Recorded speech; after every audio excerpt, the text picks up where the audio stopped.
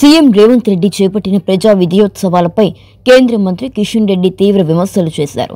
నల్గొండ జిల్లాలో నేతలు కార్యకర్తల సమావేశం అనంతరం మీడియాతో మాట్లాడిన ఆయన కాంగ్రెస్ ప్రభుత్వం 2 సంవత్సరాలలో ఏ ఒక్క హామీని నెరవేర్చలేదని, బీఆర్ఎస్ లాగే కాంగ్రెస్ కూడా ఫిరాయింపులను ప్రోత్సహిస్తుందని మండిపడ్డారు. గతంలోని కేంద్రీకృత అవినీతి జరిగినా ఇప్పుడు ఎమ్మెల్యేలు మంత్రులను కేంద్రంగా చేసుకుని వికేంద్రీకృత అవినీతి జరుగుతుందని ఆరోపిస్తున్నారు. కాంగ్రెస్ ఇచ్చిన హామీల అమలుపై బహిరంగ చర్చకు సిద్ధమేనా అంటూ సీఎం రేవంత్ రెడ్డికి సవాల్ విసిరారు. ఇక పత్తి రైతులకు ధైర్యం చెబుతూ వచ్చే మార్చి వరకు పత్తి కొనుగోలు కొనసాగుతుందని హామీ ఇచ్చారు. కాంగ్రెస్ వైఫల్యాలపై బీజేపీ ఉద్యమం చేపట్టనున్నట్లు కిషన్ రెడ్డి ప్రకటించారు. నరేంద్ర మోడీ గారి ప్రభుత్వము, కేంద్ర ప్రభుత్వము 43 రూపాయలు ఇస్తుంది. 15 రూపాయలు మాత్రమే తెలంగాణ రాష్ట్ర ప్రభుత్వము దాంట్లో సర్దుతుంది. ఇందిరమ్మ ఇళ్లలో 1,50,000 కేంద్ర ప్రభుత్వం ఇచ్చే డబ్బులున్నాయి.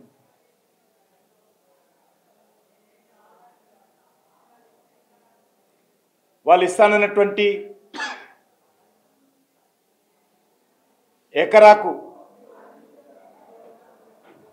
15,000 కౌలు రైతులకు కానీ రైతు కూలీలకు ఇచ్చేటువంటి 12,000 కానీ ఎక్కడ కూడా ఇంతవరకు ప్రారంభం కాలేదు. మహిళలకు ఇస్తానన్నటువంటి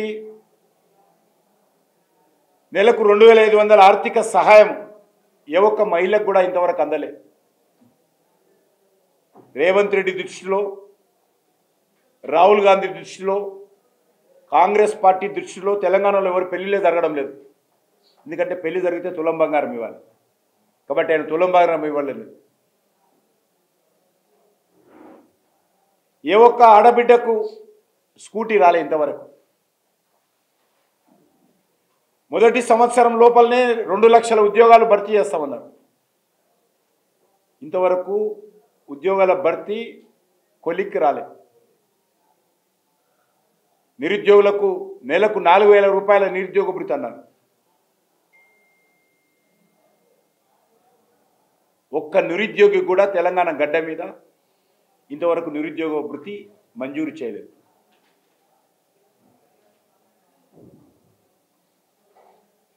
ఎస్సీ ఎస్టీ కుటుంబాలకు 12 లక్షల రూపాయల ఆర్థిక సాయం అని చెప్పాడు.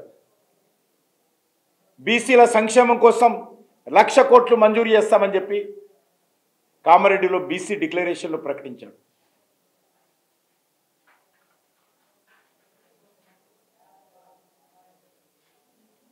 ఈరోజు విద్యార్థులందరూ కూడా 5 లక్షల విద్యా భరోసా కార్డు అని చెప్పాడు. ఒక్క కార్డు కూడా ఇంతవరకు మంజూరు కాలేదు. ఈ రకంగా అనేక అంశాలు కాంగ్రెస్ పార్టీ ఇచ్చినటువంటి అనేక గ్యారంటీలు ఏవైతున్నాయో ఆ గ్యారంటీలలో ఏ గ్యారంటీ ఈరోజు పూర్తి స్థాయిలో అమలు జరిగిందో చెప్పాలి. రైతుల అప్పు అరకొరనే జరిగింది. అనేక గ్రామాల్లో ఇంకా రైతుల అప్పులు పూర్తిగా మాఫీ కాలేదు. రైతులు పండించేటువంటి 10 పంటల మీద 500 బోనస్ ఇస్తానని చెప్పాడు. కానీ ఒక సన్న బియ్యం మీదనే 500 అది కూడా అరకొరనే ఇస్తా ఉన్నాం.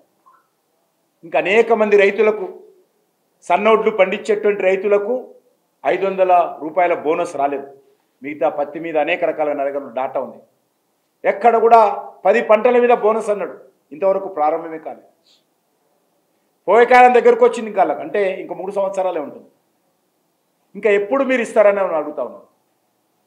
మీరు ఇచ్చినటువంటి హామీలు ఎప్పుడు అమలు చేయబోతున్నారో ఈరోజు ఈ 2 సంవత్సరాలు పూర్తయిన సందర్భంగా ఏ ఒక్క సభలోనైనా ఎందుకు రేవంత్ రెడ్డి చెప్పడం లేదు అడుగుతాను.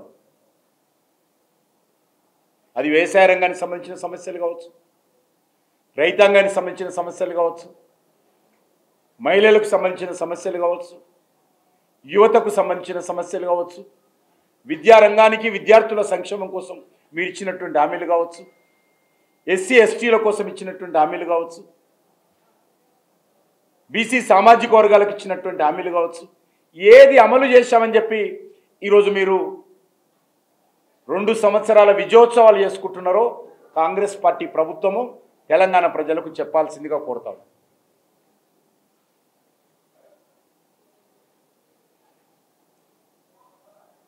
రెండు చాలా విజయవంతంగా అమలు చేస్తున్నారు. ఒకటి, విపరీతంగా భూదందాలు జరుగుతూ ఉన్నాయి. ఏ జిల్లాకా జిల్లా, సింగరేణి జిల్లాల నుంచి మొదలు పెడితే, సింగరేణి భూముల నుంచి మొదలు పెడితే హైటెక్ సిటీ భూముల వరకు కాంగ్రెస్ పార్టీ హయాంలో విపరీతంగా భూముల దందా జరుగుతూ ఉంది, అక్రమాలు జరుగుతూ ఉన్నాయి.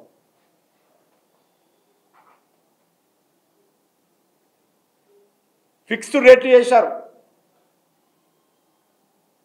గతంలో కేటీఆర్ ఏకరంగనైతే కేంద్రీకృతమైనటువంటి